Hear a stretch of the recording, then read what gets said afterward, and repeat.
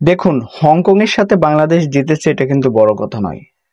বড় কথা হলো কালকে টুমোরো ওই গেমটাতে বাংলাদেশ কি শ্রীলঙ্কার সাথে জিততে পারবে? কোন সমীকরণে জিততে পারে? জিততে হলে কি করতে হবে বাংলাদেশকে?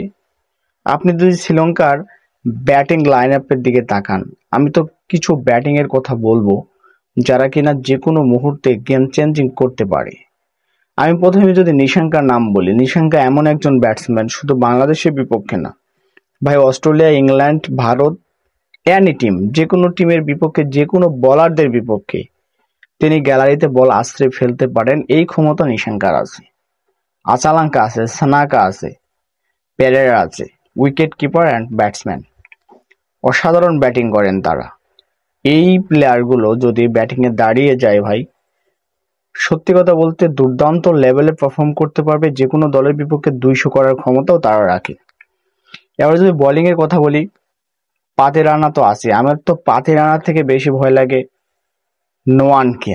নোয়ান যেই সুন্দরভাবে মালিঙ্গার মতন একেবারে ইয়র্কার লেন্থে বল করে, বাংলাদেশি ব্যাটারদের জন্য খুবই বিপজ্জনক। Right hand and left hand and both batsman, কিন্তু তার ফলে আউট হওয়ার সম্ভাবনাটা অনেক বেশি। বাংলাদেশকে জিততে হলে কি করতে হবে? আমার মনে হয় শ্রীলঙ্কার মতো দলের সাথে বাংলাদেশে জিততে হলে সেই মাইন্ড সেট আপ নিয়েই খেলতে হবে। আমি টি-20তে অ্যাগ্রেসিভ টি-20 ছাড়া অন্য কিছু দেখিই না ভাই। এখানে এই যে ঠেকানোর এই আত্মবিশ্বাস বিল্ড আপের কোনো প্রয়োজনই নাই। আমি আজকে ম্যাচ খেলতেছি, হয় জিতবো নয় হারবো।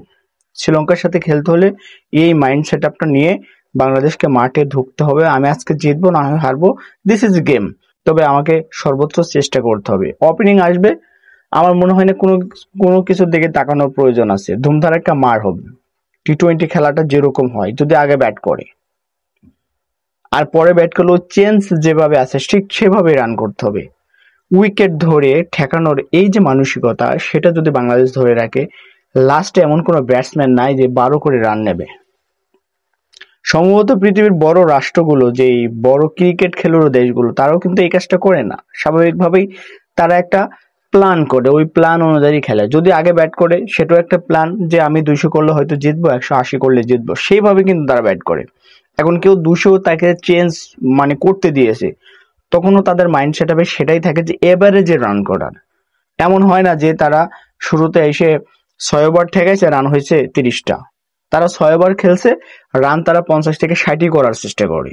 কিন্তু বাংলাদেশ ভাবে যে তারা লাস্টের দিকে মারবে বা মিডলে মারবে, তখন কিন্তু মারার সুযোগটা আসে না। বলাররা এতটা ইজি না যে আমি সব বল তাকে হিট করতে পারবো। তাই এবারে যে ক্রিকেট খেলাটা, টি-20তে অ্যাগ্রেসিভিটা প্রত্যেকটা জায়গায় বজায় রাখা, এটা বাংলাদেশের জন্য একটা ইম্পর্টেন্ট।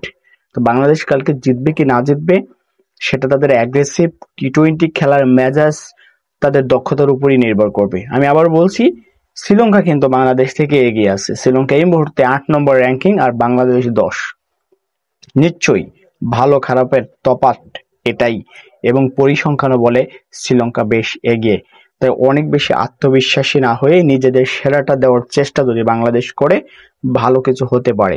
কেননা ক্রিকেট ইজ যে কোনো সময় রং বদলাতে পারে, আর ক্রিকেটের রেজাল্টটা ডিফারেন্ট হওয়াটা খুব স্বাভাবিক। সেটা ছোট কিংবা বড় দল হোক, ভালোভাবে খেলতে পারলে, টিমের মিটিংটা ভালো হলে, সবকিছু বোঝাপড়া ঠিকঠাক থাকলে, ফিল্ডিং, ব্যাটিং, অলরাউন্ডার পারফরমেন্স সবকিছুতে ঠিক থাকলে বাংলাদেশ জিতবে ইনশাল্লাহ।